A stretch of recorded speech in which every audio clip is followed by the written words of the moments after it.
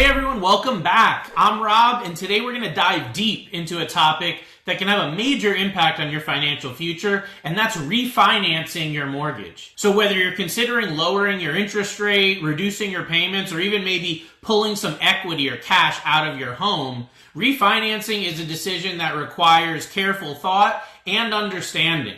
So in today's video here, we're going to explore the pros and the cons of refinancing your mortgage, providing you with detailed insights and helping you figure out if it's the right move for you.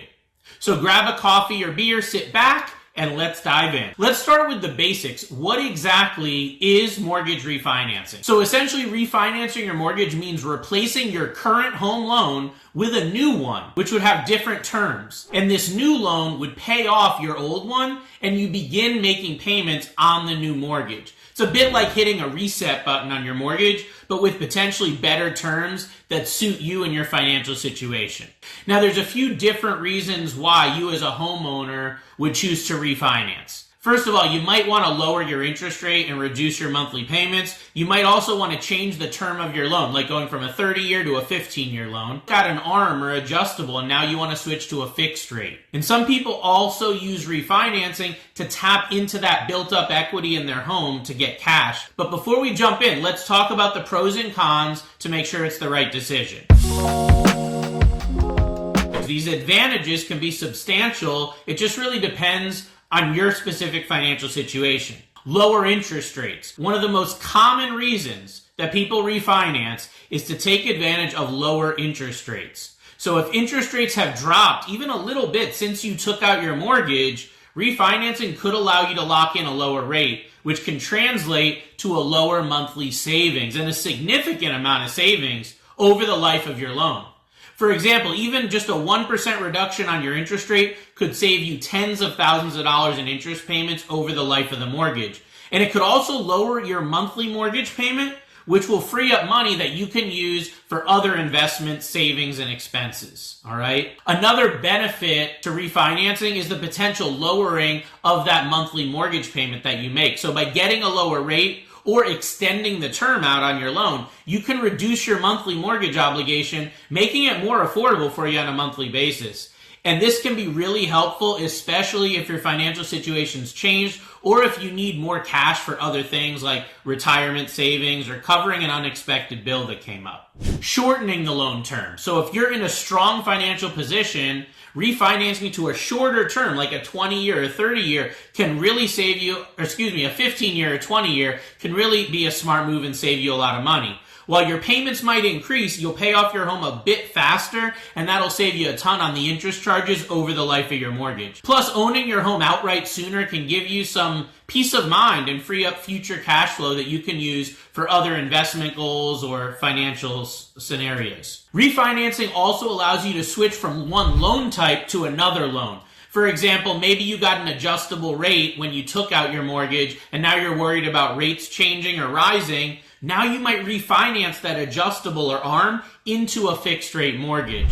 And that fixed rate provides a lot more stability and a more consistent monthly payment, which can be particularly appealing if you want to stay in your home over a long period of time. Cash out refinancing is another hugely popular reason that people refinance. So if your home's increased in value since you purchased it, you can refinance for more money than you currently owe and take that difference in cash. And this cash can be a valuable tool if you need funds for home improvements, paying off high interest debt, or covering significant expenses like college tuition or medical bills. But it's crucial that you use the cash out option wisely because your loan balance is going to go up and generally your monthly payments will as well. Now, refinancing can offer significant benefits, but it's not without the downside. So let's explore some of the drawbacks or cons of refinancing that you should really consider and know before making a decision. Refinancing is not free, no matter what they want to tell you. Just like when you took out your original mortgage, there are closing costs on your new loan, and they generally can range anywhere between 2 and 5% of the loan amount. And this includes fees for title, appraisals, insurance, and other things like that.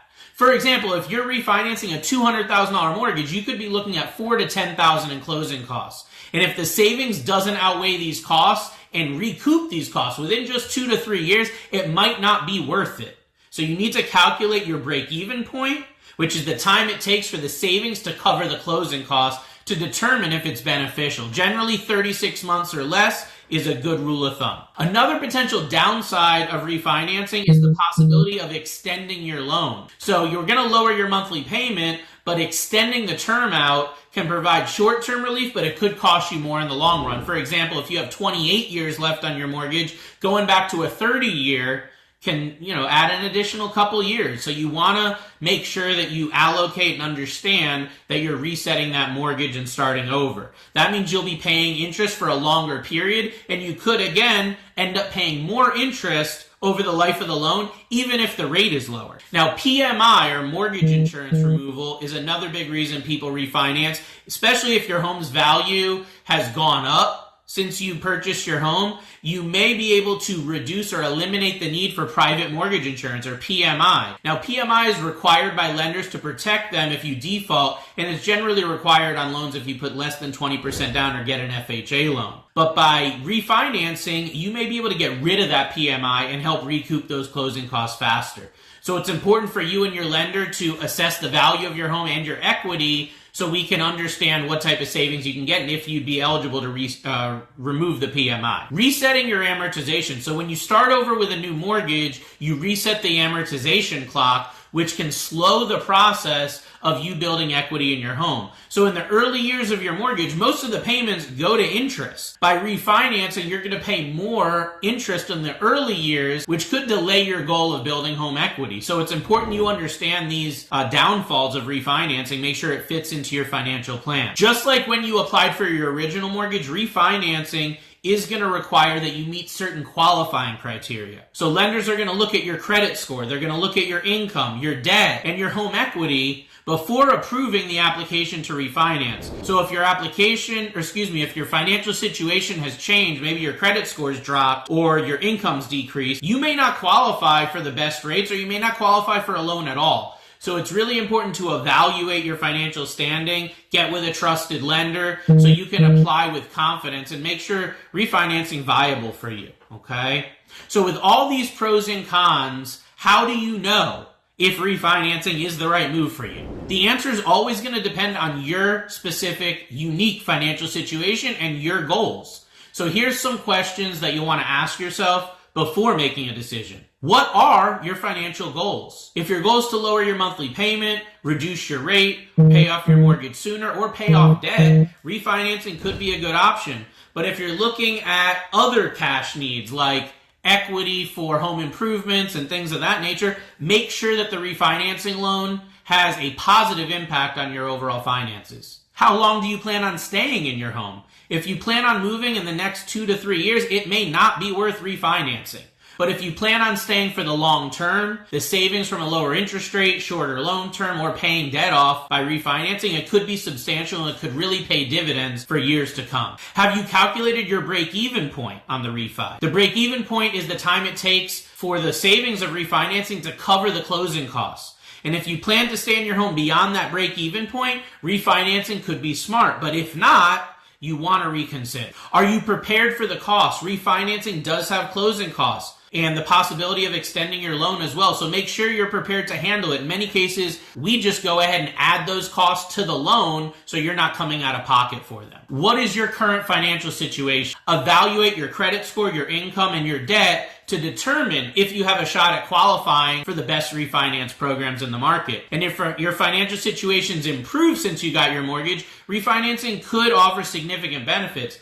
But if it's worsened, you may want to hold off. Just get that advice and a plan together with a local advisor. Now that we've covered the pros and the cons, let's talk about some tips to help ensure a successful refinance. Shop around for the best rates. Don't just get one offer. Shop around, talk to a couple trusted lenders, or work with a mortgage broker like me that can actually take your loan out into the market, put ourselves in your shoes, and find out the best offers. You also want to consider the costs carefully. Make sure you understand all of the costs that come with refinancing. You'll get a document called a loan estimate that will break these down. Closing costs, appraisal fees, PMI. Use that to calculate your break-even point and ensure that refinancing makes sense for your situation. The next thing is check your credit score. Before you apply for any refinance, check your credit score and address any issues that could affect your application or your ability to qualify. I personally recommend myfico.com because it gives you the mortgage score, but even somewhere like Credit Karma or Credit Sesame at least can give you a general idea of what your score is, but talk to a lender to get the right move.